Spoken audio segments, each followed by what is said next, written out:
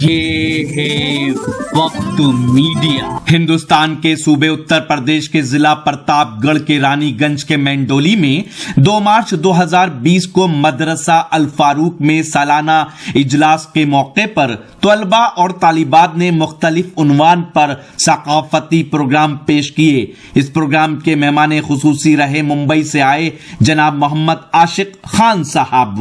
مدرسہ الفاروق کے صدر ہیں جناب حافظ عبدالعزیز صاحب، مینیجر ہیں جناب شریف احمد صاحب اور سیکرٹری ہیں مہمان نواز ادب نواز شخصیت جناب ڈاکٹر حبیب احمد انصاری صاحب اور خازن ہیں جناب مختار احمد انصاری صاحب۔ ایک تقریر ہوگی اردو میں، کرن کمار آئیں اور اپنی تقریر پیش کریں۔ بسم اللہ الرحمن الرحیم، السلام علیکم، نحمدہ و نصلی علی رسولہ الکریم، اما بعد، اعوذ باللہ من الشیطان الرجیم، بسم اللہ الرحمن الرحیم، حلم یجدک یتیما فآوی، صدق اللہ العظیم۔ وہ بجلی کا کڑکا تیا صوت آدی، وہ بجلی کا کڑکا تیا صوت آدی، عرب کی جمی جس نے ساری ہلا دی، نئی ایک لگن دل میں سب کے لگا دی، ایک آواز میں سوتی بستی جگا دی۔ برادران اسلام، آج کی اس پر رونق مجلس میں جس عنوان پر لب کشائی کرنا چاہتا ہوں وہ ہے ولادت نبی آپ صلی اللہ علیہ وسلم۔ حاضرین محفل، ہم اور آپ اس حقیقت کو بخوبی جانتے ہیں کہ رب کائنات نے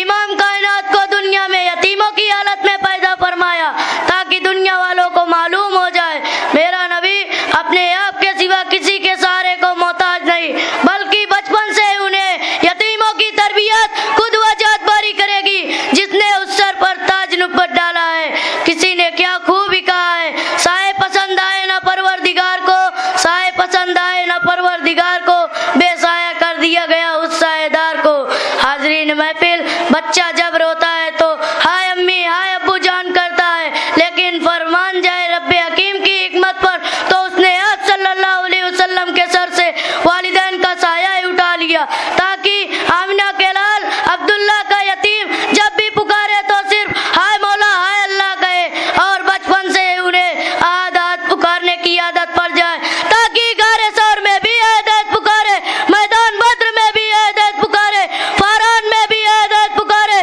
مکہ کی وادیوں میں بھی عہد پکارے، شعیب ابی طالب میں بھی عہد پکارے، طیف کی گلیوں میں بھی عہد پکارے تاکہ ساری دنیا کو معلوم ہو جائے ایک والا آ گیا، ایک والا آ گیا۔ حضرت گرامی، جس طرح بادل کی گرج بارش کی آنے کی خبر دینے میں، جس طرح سٹاٹا بڑے طوفان کے آنے کی خبر دینے میں، جس طرح سورج کا نکلنا رات کے آنے کی خبر دینے میں، ٹھیک اسی طرح مکہ میں آمنہ کے لال آنکھیں کھولتے ہیں تو کفر کے ایوانون بیان ہو جاتا ہے۔ حضرات سامعین، معاشرے کا یہ دستور ہے کہ کسی کے گھر جب بچہ پیدا ہوتا ہے تو برادری مبارکباد دیتے ہیں، لیکن فرمان جائے آمنہ کے لال اور اس در یتیم پر کہ اس نے آپ صلی اللہ علیہ وسلم کو ملائکہ مبارکباد پیش کر رہے ہیں،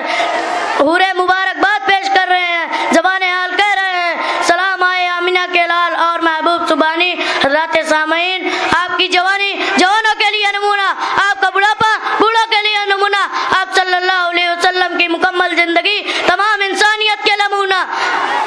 میں اپنی گفتگو کو ختم کرتا ہوں اس شعر کے ساتھ، نگاہیں عشق و مستی میں وہی اول وہی آخر، وہی قرآ وہی فرقہ وہی یاسی وہی توحا، وما علینا الا البلاغ۔ السلام علیکم۔ ابھی آپ کے سامنے کرن کمار بہت ہی اچھے انداز میں سیرت رسول پر تقریر کر رہے تھے، آپ صلی اللہ علیہ وسلم کے بچپن کے حالات اور آپ کے پیدائش کے واقعات انہوں نے اس پردرد انداز میں بیان کیا کہ میری آنکھیں نمدیدہ ہو گئیں اور ان میں اشک آ گئے کہ اللہ کے رسول صلی اللہ علیہ وسلم کا بچپن کس قسم پرسی میں گزرا تھا۔ کرن کمار کے لیے ہمارے پاس کچھ انعامات ہیں، تقریباً 350 کے انعامات ہیں۔ کرن کمار